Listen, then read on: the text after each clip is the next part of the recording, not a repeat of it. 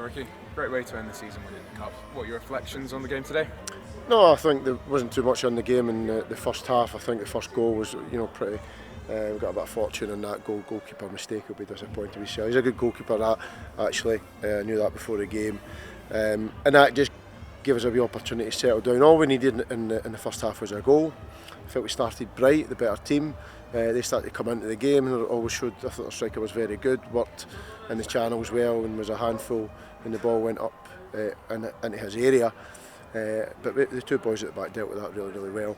But we just had to keep calm and keep plugging away, and we got 2 goals at really, really good times in the first half to set us up, going to half time 2-0 up, and an early third goal which more or less killed the tie. I do think that at 3-0 they actually had the opportunity from the free kick, hit Bernie's post, and it's just those fine margins. If that goes in, it gives them a bit of momentum. But then we got the 4 through the penalty, and again I think at that point the game was done with the sending off especially. Obviously all playing a goal towards the end, getting those goals, but 40 minutes on the clock, Newton Stewart were well in the game. You say, what do you think your team thought would have been at that stage before those 2 goals went in? What were your thoughts at that stage of the match? Well, I wasn't really thinking too much about my team talk at 0-0. I was hoping for a goal. I was focused on the game. I think really tried to channel the boys' energy into trying getting a goal, and they did. Obviously, it was a bit with fortune, but there was a couple of little moments that I felt we could have played closer up to Ross. I felt Ross Fit was a bit isolated, so we changed at half time regardless. Anyway, being 2-0 or 0-0, and we just kept our wide players higher and wider and pushed Kuzi in a sort of higher, more traditional number 10 sort of area. And I felt it gave us, right for the very start of the second half, a real good foothold in the game. They started moving the ball a little bit quicker. So that was a real main change. But the boys have got to go and do that. The spaces were there to be had. I thought it was just a wee bit too narrow in the middle. With Kuzi, John and Christian's position were too close to each other. We need to open up a wee bit. So we've done that, and we got control of the game. I feel like when you come away from a 7-goal win as well, there's plenty of players you could highlight, but choice of man of the match day was John Guthrie, and what a captain's performance, sort of leading from the middle. I thought he just played, he typified probably how he plays and goes about his business. He can go in any position and he just play it nice and simple. He'll get stuck in, he's a workhorse, he'll break play up, he'll add an attacking threat with his quality up front. He's not one to score a goal or shoot really. But he's assured at this level of football, and I felt this year we've maybe lacked that a wee bit, that little bit of assurance, which comes through time. So I'm really pleased for John. I've known John since he was 14, I think.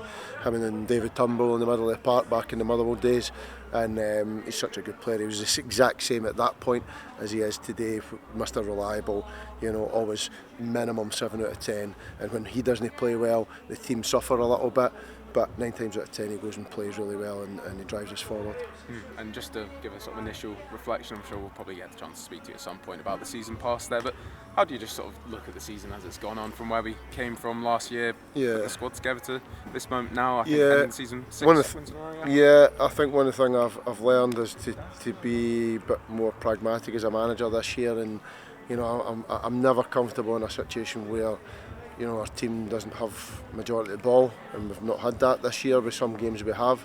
But there was that kind of pragmatism through the first maybe 10-12 games, and then leading into the second third, which I thought we kicked on, we settled down a lot, and they were in that wee kind of sticky point where we didn't have a lot of points on the board, but they kept believing in themselves. And I remember having that meeting after 10-11 games leading into I think it was the Gala game, and then we just kicked on there. We just needed that type of result, and I'm really pleased for the guys. I mean, success to a point this season in the league, but I'm focusing fully on next year and trying to be better in every area of the club, every element of it. So we need to push that hard next year. We're in a different scenario. I feel like we've said before, I said after the Locker game, it's a chapter finished, it's a new chapter beginning, and we look forward to that. Well, thank you for your time, Ricky, and how many weeks to give it till you're back building the squad again? It never stops. Never.